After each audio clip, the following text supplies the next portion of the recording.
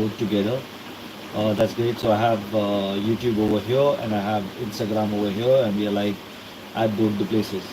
If you have any comments, you can always comment right away so that I can go ahead and reply to them. Uh, we are just letting people come in, and you will still see a few more people joining. To begin with, I would like to wish each and everyone a very happy Father's Day. And today's Father's Day was special. Uh, this T-shirt that you see is actually from my kids' school, where we had the fathers participating in a competition where it was a match between the fathers.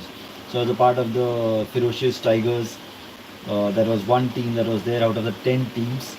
So that was really nice. That's why this kind of reminds me of the Father's Day, because we were all Father's Day in that team, and we were fighting with other fathers of the same school. Later, we also went to inter-school and we had a good competition there as well. Of course, I was not in inter-school, but intra-school, I was pretty good at my bowling. I was probably in the top three bowlers till semi-finals. Then, of course, I didn't clear after semi-finals, so there were other bowlers who took over. So, speaking of Father's Day, today also one very important thing that happened was that there was a father who was really concerned about his kids, cycling on the road, and he had requested me to take a session for his kid. Along with that, a friend of his also joined in, and I took a road safety session for these two kids. Now, when we started off, there were a few things that I first noticed. Luckily, the kids had a helmet. What I did suggest to them is in future they can have gloves as well, because if hope not they fall, the first impact is on your hands. So after the helmet, the next thing that you should buy is a glove. So that is the next thing that I suggested. Another thing that I saw was these people were dressed in black and dark blue. Luckily, I had some reflector jackets. One was a reflector strip and a reflector jacket, which I can show you some of the time, where you will be able to see it in my videos. Where if you have these reflector jackets and strips, you can actually go in and be more visible, and vehicles can spot you more easily, and that is a good thing to do, so that you are more visible to these vehicles. Okay, so we started at Marine Drive, and at the start, I first asked them to just come on the road and tell me the threats that they saw on the way when they start cycling. So they were not actually cycling; they were just telling me the threats even before they start cycling. Now they did see an intersection up ahead, and they said that that intersection was a threat with regards to that, and cars coming from the left, cars coming from the right, and all that.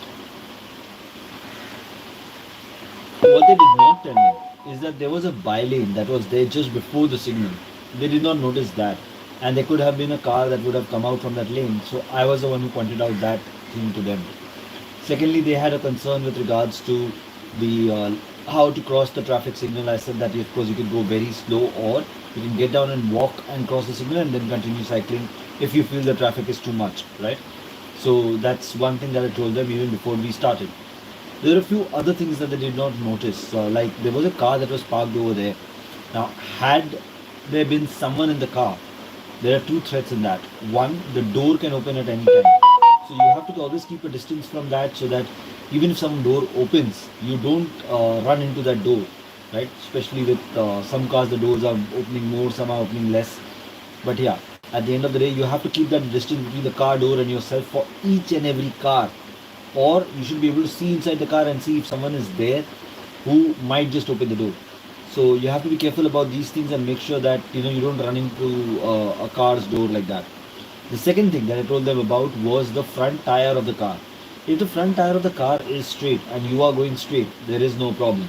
But if you see that the tire of the car is moved a bit like this, the front tire, which means the car can come out at any time. Okay, so there was a taxi that was standing there, and these were the thoughts that I was telling them with regards to every car that they have to check, right? So they understood that, and after that they were watching each and every car for the tire and for if the door is going to open or anything, which was a good thing. In fact, they were the ones who told me that okay, fine, these were the cars where we were a little more cautious. We saw the tire was a bit turned, so that was really nice to get from them at the end of the ride. Okay, so so after giving them those instructions, I also gave them the hand signs that they need to follow. The two common hand signs that you need to know is, one is this, which is where you need to raise your hand a bit higher and sign that you are going to stop. The here. Okay, it's not visible. You just raise your hand a bit like this, and you keep it up there so that people know that you're going to stop. The other sign is that, okay, it's a little hard to show here, but the slow down sign, where you stretch your hand outside and then you put your hand up and down like this to say that you are slowing down, and telling the car behind to slow down as well. These were the two important signs that I told them that they have to do while riding the cycle.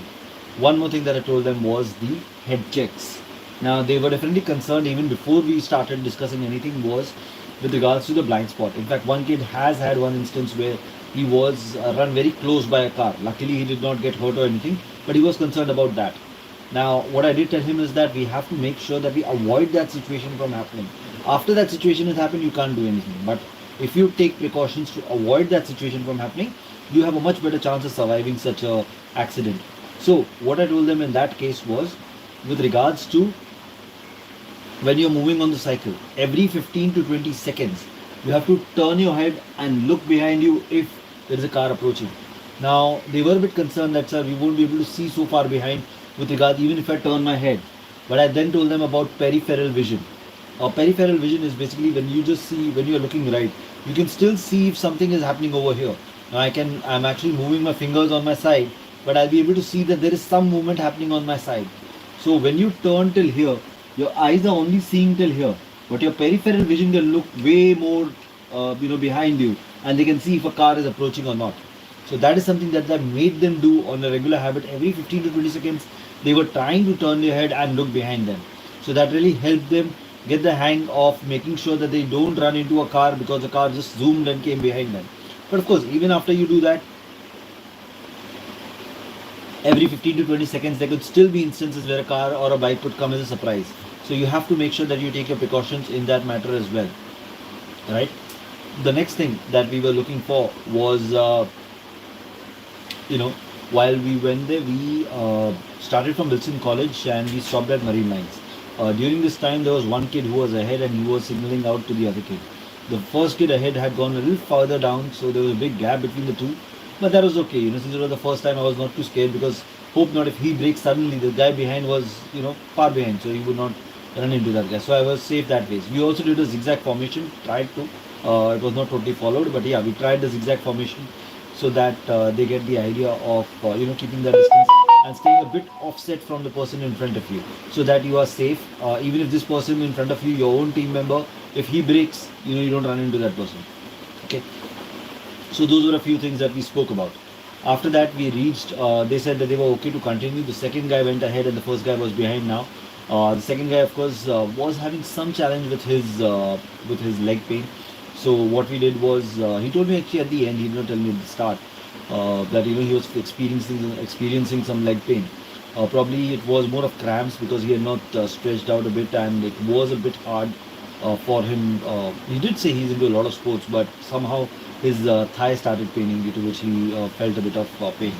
So I did recommend that next time probably we will do the warm-up first and then go ahead with that. I accept that was one mistake probably we did. We should have warmed up a bit before going that far. It was supposed to be a small ride, but it went all the way from Wilson College to Nariman Point. So, it kind of stretched and we didn't think about the stretching there. We were supposed to take multiple stops, but these guys were getting a good rhythm. After doing the right side check every 15 to 20 seconds, when we stopped at the petrol pump, I now told them to look at the left side as well, because after the Marine Line station, there are a lot of societies and buildings and gates and everything that come on the way. So I told them that they have to turn left also and look into the gate to see if any car is coming out. I also told them some other signs like this, which means, you point it to you touch your head and you point at that vehicle or in that direction where, you probably see a vehicle or something coming, which means that be aware that there is something coming out from that lane. The guy ahead can tell the guy behind if required. Okay. So that was the other thing, but we didn't use that much. They were still getting hang of the stop sign and the slow down sign, doing like that so that the person behind knows that they're going to stop or they're going to slow down. Okay. Then we went up to Wilson College. We went almost up to Nariman Point. Just a little before that, we stopped because I wanted these guys to get down from the cycles, cross the road, and then get onto the cycles again. Because see, those are main roads that we were crossing.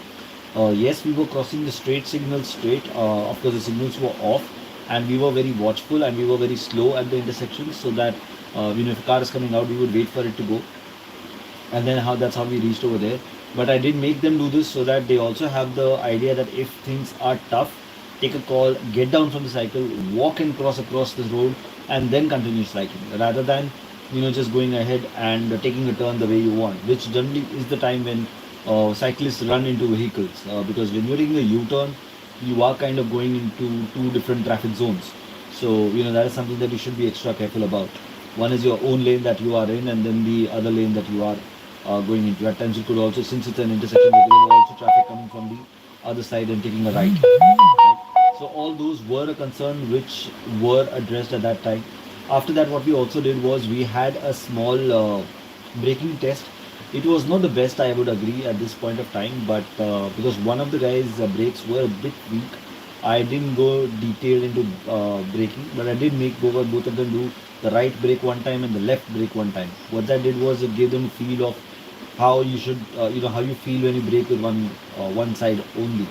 Because I'm sure they were normally doing both the brakes. That's what generally is taught. Go for both the brakes. But now, since it is monsoon season, I did tell them that during monsoons, try and rely more on your rear brake. Because if the rear tire skids, you can still control it. If your front tire skids, it's gone. It's a total washout. You'll not be able to control it if that is gone.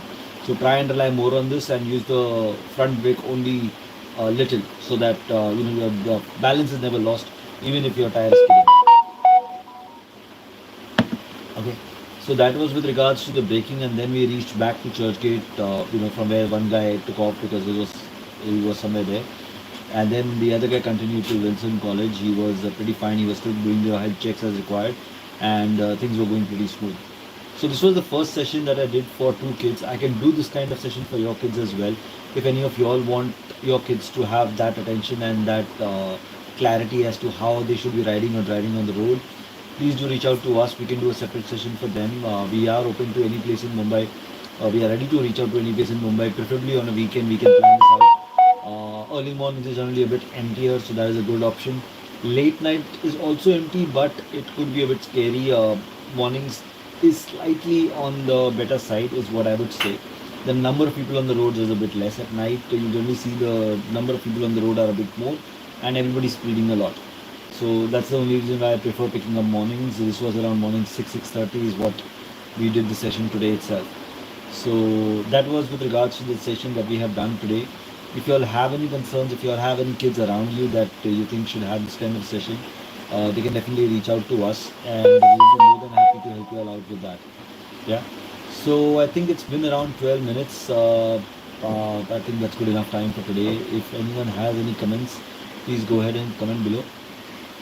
Let's see if we get any comments in 3, 2, 1.